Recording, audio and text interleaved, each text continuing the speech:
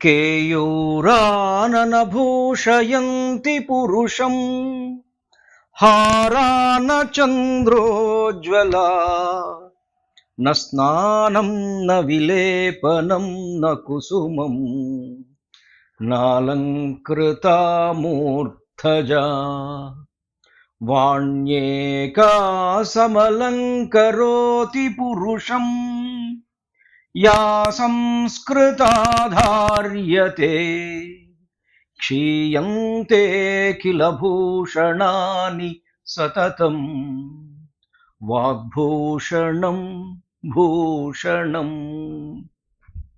మనిషికి తను అలంకరణ కోసం వేసుకునేటువంటి ఏ విషయం, ఏ ఆభరణం కూడా అతన్ని నిజంగా అలంకరించదు.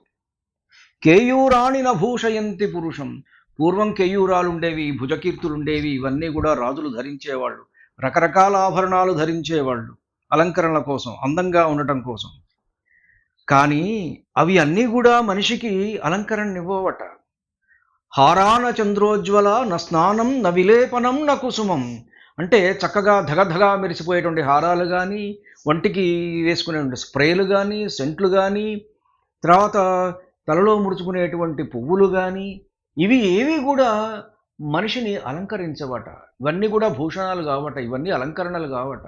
మరి ఏదయ్యా మనిషికి నిజమైన అలంకారము అంటే మంచి మాట, చల్లని మాట, మెత్తని మాట, ఎదుటివాడి హృదయానికి ఆహ్లాదం కలిగించేటువంటి మాట, ఇది ఆ మనిషికి అలంకారం. ఈ మాట ఎవరు చెప్పారు మనకు? భర్తృహరి చెప్పాడు. దీనిని ఏనుగు లక్ష్మణ కవి చక్కటి తెలుగు పద్యం, చక్కటి తెలుగు సేత. భూషలుగా ఉమర్చులకు భూరిమయాంగద తారహారముల్ పురుషుని భూషితు జేయు పవిత్రవాణి. ఇంత చక్కగా ఉంది. మిగిలిన ఇంకా రెండు ఉన్నాయి, పదాలున్నాయి. భూషలుగా ఉమర్చులకు భూరిమయాంగద తారహారముల్ పురుషుని భూషితు జేయు పవిత్రవాణి. పవిత్రమైనటువంటి వాణి, వాక్కు మాత్రమే మనిషికి అలంకారం అట. కాబట్టి ఇంత అద్భుతమైనటువంటి ట్రెజర్స్ మన భర్తృహరి సుభాషితాలలో, మన కల్చర్లో, మనకున్నటువంటి ఇతిహాసాలలో, మన పురాణాలలో, మన పుస్తకాలలో ఎన్ని ఉన్నాయి. ఈ ప్రపంచం మన దేశంలో ఉన్నటువంటి ఈ వాంగ్మయాన్ని అంతా కూడా ఒక దగ్గర ఇచ్చేస్తే విదేశాలలో ఉన్న లైబ్రరీలు ఏవీ పట్టవన్నమాట. అంత గొప్ప వాంగ్మయం ఉన్నది. భక్తియార్ ఖిల్జీ నిజంగా నలందా విశ్వవిద్యాలయాన్ని తగలబెట్టినప్పుడు అది మండుతూనే ఉన్నదట, 2 నెలలు మండుతూనే ఉన్నది. అట్లా అంత పుస్తక భాండాగారాన్ని తగలబెట్టాడు. అన్ని విద్యలు, అన్ని పుస్తకాలు నశించిపోగా కూడా ఇంకా మన దగ్గర ఉన్నది మనం లెక్కగట్టలేము, అంత ఉన్నది. భారతీయుడు వీటన్నిటికీ వారసుడు. నేటి భారతీయ యువకుడు వీటికి వారసుడు.